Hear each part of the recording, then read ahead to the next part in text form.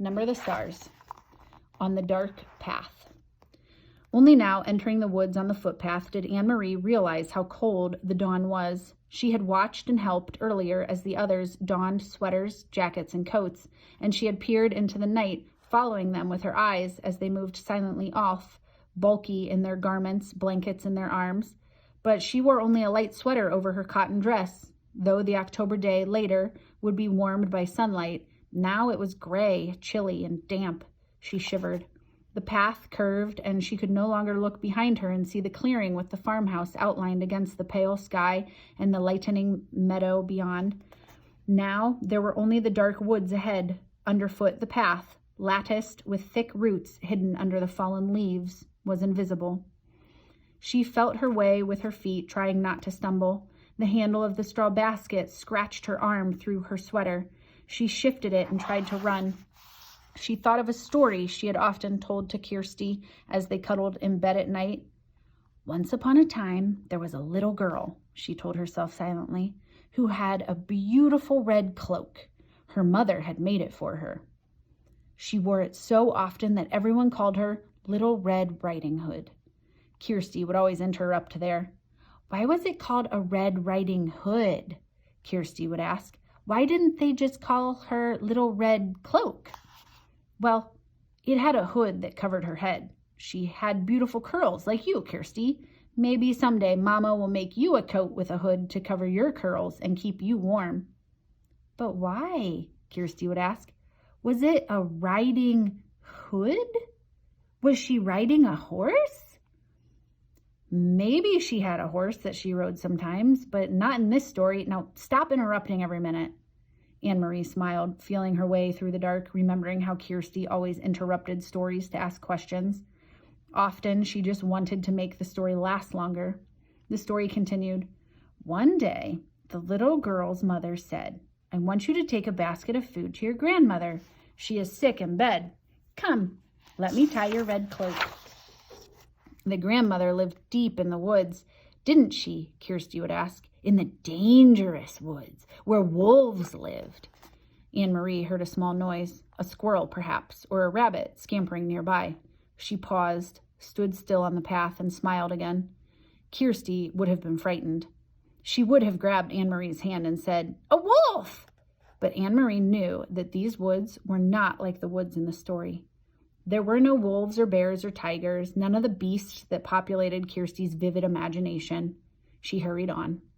Still, they were very dark, these woods. Anne-Marie had never followed this path in the dark before. She had told her mother she would run, and she tried. Here the path turned. She knew the turning well, though it seemed different in the dark. If she turned to the left, it would take her to the road, out where it would be lighter, wider, more traveled, but more dangerous too. Someone could see her on the road. At this time of the dawn, other fishermen would be on the road, hurrying to their boats for the long day at sea, and there might be soldiers.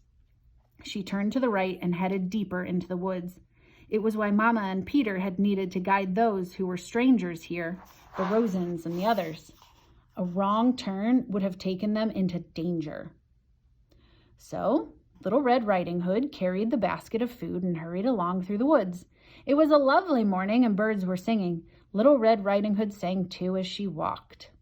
Sometimes she changed that part of the story, telling it to Kirsty. Sometimes it was raining or even snowing in the woods. Sometimes it was evening with long, frightening shadows so that Kirsty, listening, would snuggle closer and wrap her arms around Anne-Marie. But now, telling it to herself, she wanted sunlight and birdsong. Here the path widened and flattened. It was the place where the woods opened on one side and the path curved beside a meadow at the edge of the sea. Here she could run, and she did. Here in daylight, there would be cows in the meadow, and on summer afternoons, Anne-Marie would always stop by the fence and hold out handfuls of grass, which the curious cows would take with their rough tongues. Here, her mother had told her, Mama would always stop, too, as a child walking to school. Her dog, Trofast, would wriggle under the fence and run about in the meadow, barking excitedly, trying to chase the cows, who always ignored him. The meadow was empty now and colorless in the half light. She could hear the churning sea beyond and see the wash of daylight to the east over Sweden. She ran as fast as she could, searching with her eyes for the place ahead where the path would re-enter the woods in its final segment, which led to town. Here.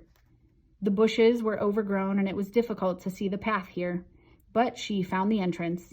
Beside the high blueberry bushes, how often she had stopped here in late summer to pick a handful of the sweet berries. Her hands and mouth would be blue afterward. Mama always laughed when she came home. Now it was dark again as the trees and bushes closed around her, and she had to move more slowly, though she still tried to run. Anne-Marie thought of Mama, her ankle so swollen and her face so pained. She hoped Mama had called the doctor by now. The local doctor was an old man, brusque and businesslike, though with kind eyes. He had come to the farmhouse several times during the summers of the past, his battered car noisy on the dirt road. He had come over when Kirsty, a tiny baby then, had been sick and wailing with an earache. And he had come when Lize had spilled hot grease, cooking breakfast, and burned her hand. Anne-Marie turned again as the path divided once more. The left fork would take her directly to the village. It was the way they had come from the train, and the way Mama had walked to school as a girl. But Anne-Marie turned to the right, heading now toward the harbor side, where the fishing boats lay at anchor. She had often come this way before, too, sometimes at the end of the afternoon, to pick out the Ingeborg, Uncle Henrik's boat, from the many returning, and to watch him and his helpers unload the day's catch of slippery, shimmering herring still flopping in their containers. Even now, with the boats in the harbor ahead empty of fish, preparing to leave for the day's fishing, she could smell the oily, salty scent of herring, which always remained in the air here. It wasn't far now, and it was getting lighter. She ran almost as fast as she had run at school in the Friday foot races, almost as fast as she had run down the Copenhagen sidewalk on the day that the soldier had stopped her with his call of halt. Anne-Marie continued the story in her head. Suddenly, as Little Red Riding Hood walked through the woods, she heard a noise. She heard a rustling in the bushes. "A wolf?" Kirsty would always say, shivering with fearful delight. "I know it's going to be the wolf." Anne-Marie always tried to prolong this part, to build up the suspense and tantalize her sister. She didn't know what it was. She stopped on the path and listened. Something was following her in the bushes. Little Red Riding Hood was very, very, very frightened. She would stop, would stay silent for a moment, and beside her in the bed, she could feel Kirsty holding her breath. Then, Anne-Marie would go on in a low, dread-filled voice, she heard a growl. Anne-Marie stopped suddenly and stood still on the path. There was a turn immediately ahead. Beyond it, she knew as soon as she rounded the turn, she would see the landscape open to the sea. The woods would be behind her there, and ahead of her would be the harbor, the docks, and the countless fishing boats. Very soon it would be noisy there, and engines starting, fishermen calling to one another, and gulls crying. But she had heard something else. She heard bushes rustling ahead. She heard footsteps, and she was certain it was not her imagination.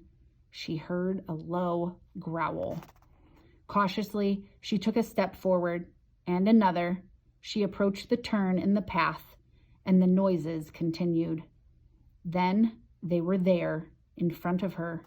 4 armed soldiers. With them, straining at taut leashes, were 2 large dogs, their eyes glittering, their lips curled.